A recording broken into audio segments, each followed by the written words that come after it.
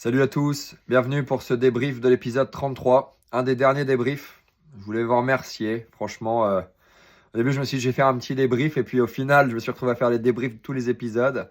Et c'est en grande partie grâce à vous et à vos commentaires. Et je voulais vous remercier pour ça.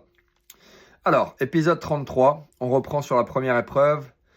Tac, tac, tac, je récupère le badge. Et là, je donne la carte à Vivian. C'était compliqué, on avait un groupe. Je ne voyais pas trop. Je savais déjà qu'il y avait d'autres personnes qui allaient se faire pilonner avec les autres cartes. Moi, je me suis dit, je donne à Vivian. Il y a encore 3 épreuves. Écoute, Vivian, c'était tellement un miraculé à ce stade du jeu. Et il nous le montrera par la suite. Donc, deuxième énigme, les tracés avec les carrés. Pas si facile vu comme ça. En fait, on a tendance à faire des lignes plutôt droites et fermées. Et c'est vrai qu'on voit Nicolo, il l'avait presque. Il fallait vraiment faire le carré jaune, les carrés jaunes et les carrés bleus pour voir qu'il y avait un chemin en fait au milieu. Mais en réfléchissant comme ça, avec des lignes droites, c'était fermé. Bon, au final, il y a Mel qui l'a trouvé. Franchement, bravo. Comme quoi, c'est un esprit peut-être un peu plus féminin qui pouvait voir ce genre de solution. Bien joué. Et elle chope la carte de la musique.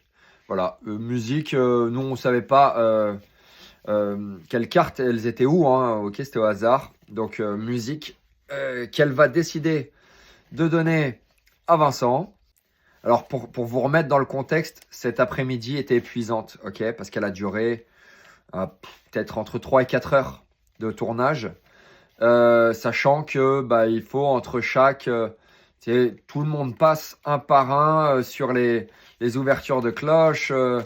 Tout le monde passe dans la salle, ça prend pas mal de temps. Et puis surtout, il fallait gérer au point de vue logistique que personne ne se parle. Donc chaque personne était dans une zone différente du bâtiment.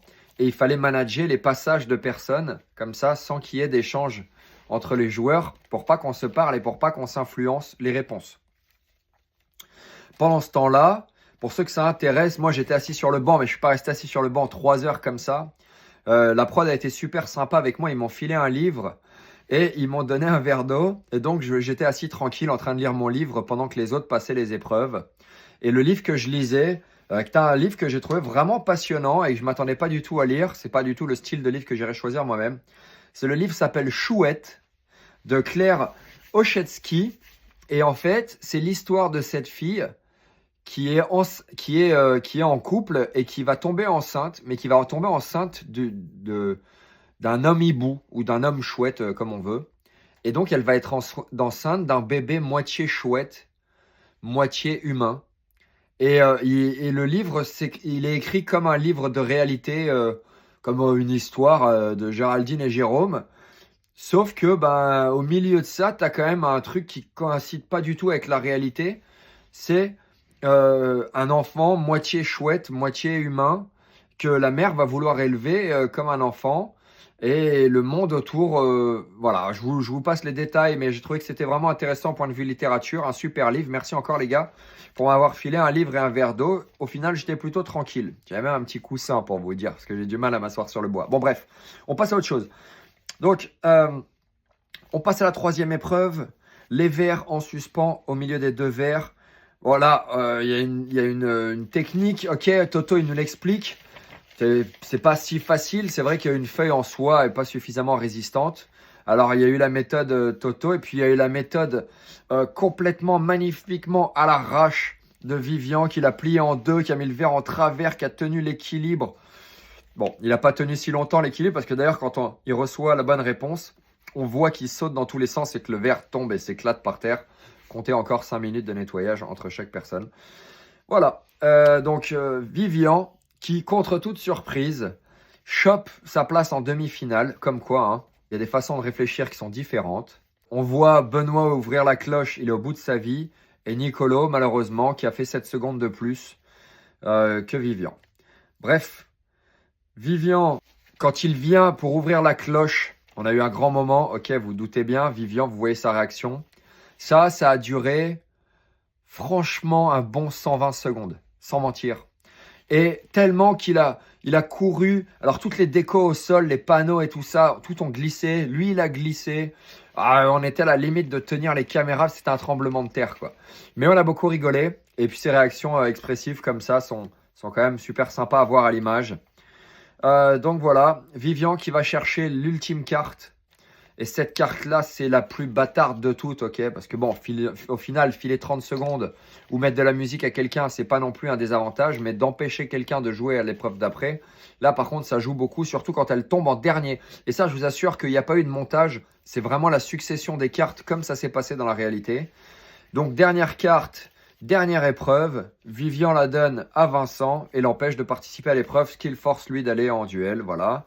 Alors, l'énigme, on voit c'est 6 plus 4 égale 4 avec des allumettes. Alors, il y avait le 0, le 8, ok. Donc, Nicolo et Benoît, les deux trouvent. Franchement, j'ai beaucoup de soutien pour Toto. Parce que moi, le premier que j'ai vu aussi. Alors après, j'ai capté qu'il y en avait plusieurs. Mais le premier que j'ai vu, et c'est probablement celui sur lequel je me serais précipité et pris la décision. C'était le même que Toto. C'était de déplacer pour faire un 5 plus 4 égale 9. Sans réfléchir que le 9 manquait l'allumette du bas. Donc voilà, gros soutien à toi, mon Toto, parce que j'aurais fait la même connerie au même spot et c'était pas évident. Parce que la logique était bonne et le résultat était correct. Mais c'était juste la forme. Parfois la forme, hein. Ça fait tout. Alors nous, on était là, on était placés dans la grande salle qui est pas très loin de la salle des cerveaux. Donc on entendait si le buzz était rouge ou vert, très lointain. Toudoudou. Ou ben, ça on l'entendait. Mais on savait pas qui était là-bas. Donc on avait toujours le suspense de savoir qui allait décrocher le cerveau. Et la personne de l'équipe, un mec super sympa qui venait placer le cerveau, il était super malin, il nous a fait marrer, mais grave. Parce qu'en fait, lui, il venait avec le cerveau, donc lui, son but, c'était devant nous de faire passer le cerveau sous la cloche avant la personne qui allait le recevoir. Mais nous, on était là, présents. Donc lui, il devait faire croire à chaque fois que quelqu'un allait venir pour soulever le cerveau, qui mettait un cerveau sous la cloche. Et il faisait des micmacs de ninja pour pas qu'on voit dans sa main s'il avait le cerveau, s'il avait un badge ou pas. Bon bref, au final, ça nous a bien occupé, ça nous a fait rigoler. Alors, Nicolo se garantit la victoire sur le fil. Et c'est donc Benoît, Toto et Vincent qui se retrouvent sur la sellette. On voit Vincent veut abandonner. C'est vrai que nous, on n'a pas vu cette phase-là. Ok, lui, il était dehors tout seul.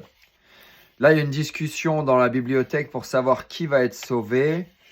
On voit que dans notre groupe, on n'a pas tous les mêmes souhaits. Comme je vous l'ai dit, moi, j'avais un accord avec Vincent d'essayer d'aller le plus loin possible et de ne pas se tirer dessus. Donc, j'ai respecté mon accord. Et en deuxième point, j'ai une relation avec Toto qui est privilégiée parce que c'est avec lui que j'ai passé 99,9% de tout mon temps libre, ok, de ce tournage.